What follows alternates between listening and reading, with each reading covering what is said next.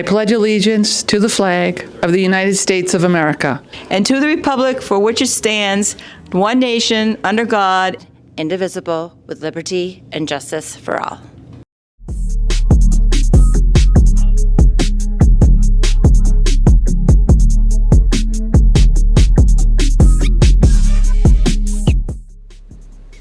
Good morning, Frontier. Tension between the U.S. government and the company Anthropic is on the rise this week.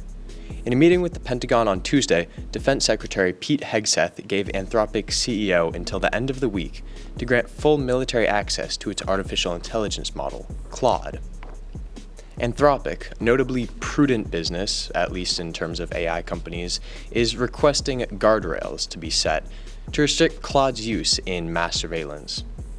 Anthropic's CEO also voiced concerns over Claude being used to automate the military's kill chain, making lethal decisions without any human involvement. The Pentagon, however, is demanding full access to Claude and is threatening to enact the Defense Production Act in order to force compliance. This comes as Anthropic already has an ongoing $200 million contract with the military, which is likely jeopardized under current pressure. Anthropic has until 5 p.m. today to give up their AI without further legal action. Thank you, Frontier. Happy Friday, Frontier. We're here with the good news of the week. Recently, Norway has become a global leader in environmental conservation by achieving near-zero deforestation. This is largely due to strict regulations and a commitment made in 2016, a zero deforestation policy, and its public sourcing. The government pledges not to award contracts to suppliers involved in deforestation, targeting commodities like palm oil, soy, beef, and timber. They hope to set a standard for other countries around the world in an ongoing battle against deforestation and global warming. Thank you, Frontier.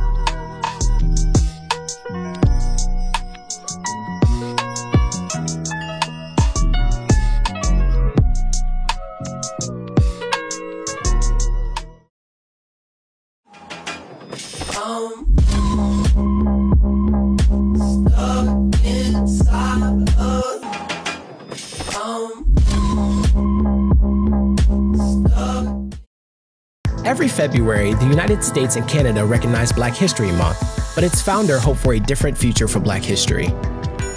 Carter G. Woodson, the Harvard-educated historian who established Black History Month, hoped Black history would become so ingrained in American history that Black History Month would be unnecessary.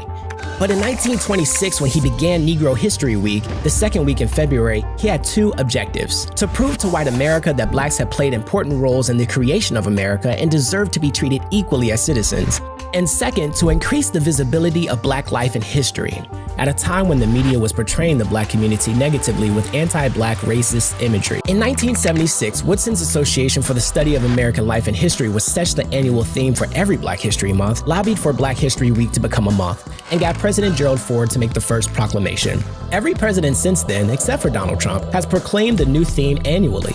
Congress officially recognized Black History Month in 1986. Despite the official designation, there are no federal requirements for teaching Black history in school curriculums. And on an average, less than 9% of history class is spent on Black history. In some states, it's completely ignored.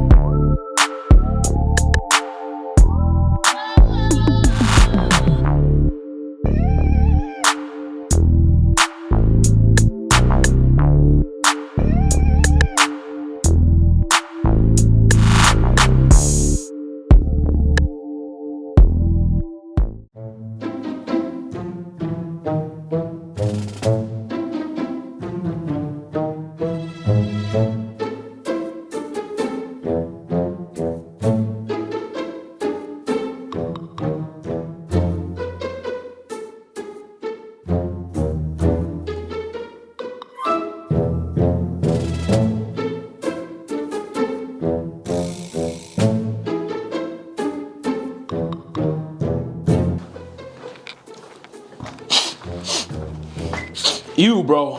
Ew. Oh, I don't feel too good. What is that smell? It's like someone's vaping. PSA to everyone, the bathroom is for using the bathroom, not for vaping. Make better choices, Frontier.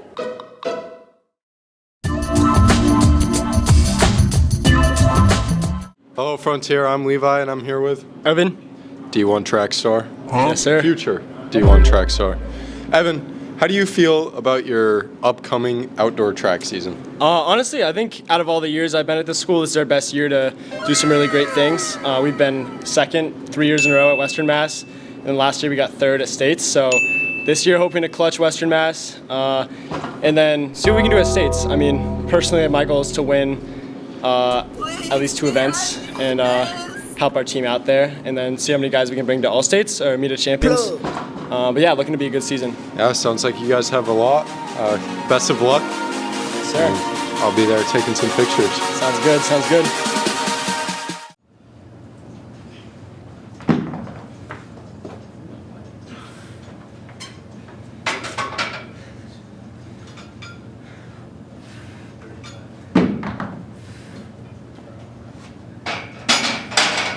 Yo, guys, look, he's not putting those weights away. Come on. What's wrong with that?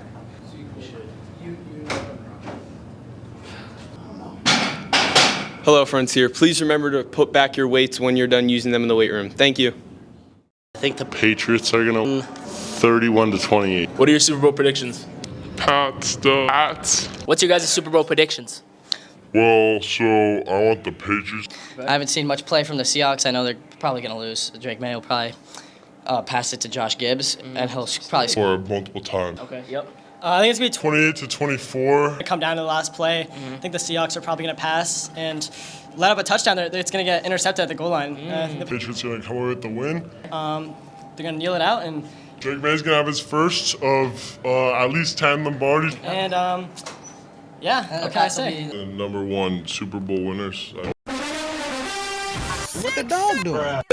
Down in Ohio, swag like Ohio. Shut up, my little brother Quavante Singleton's eye. What? I smack my. I do not care.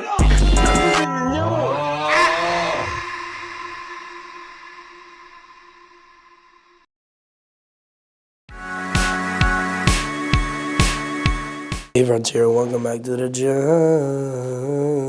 Just Music Reviews.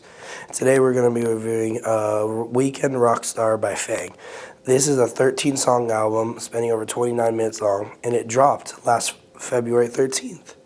And, you know, my favorite songs on the album are probably XOXO, Teenage Famous, and Job.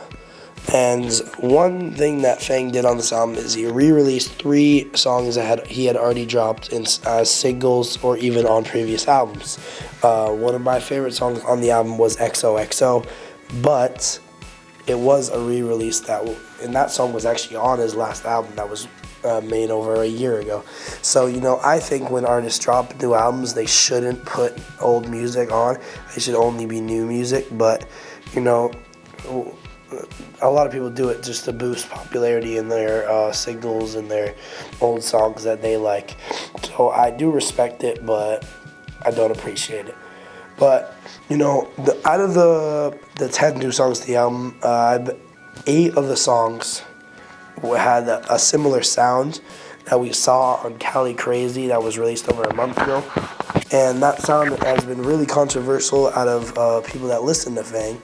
And I'm on the side that I do not appreciate it, I do not like it, but I do respect that he is willing to change his sound, whether people like it or not. It does lead to a lot of controversy in his music, and yeah, it really did make out as the best album. He has 2 albums now, and I think this is the worst out of the 2. But overall, I'd probably give it like a 6.2598. 8 out of 10. Let me know what you think about it, Frontier, and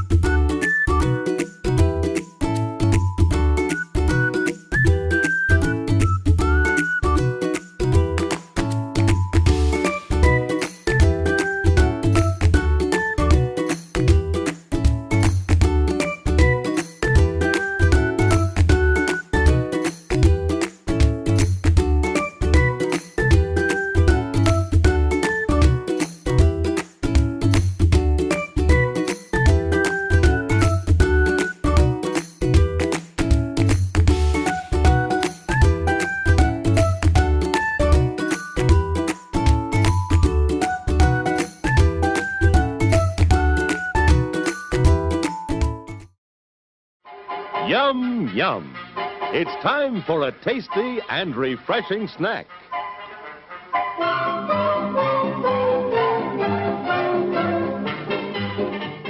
Let's talk about film.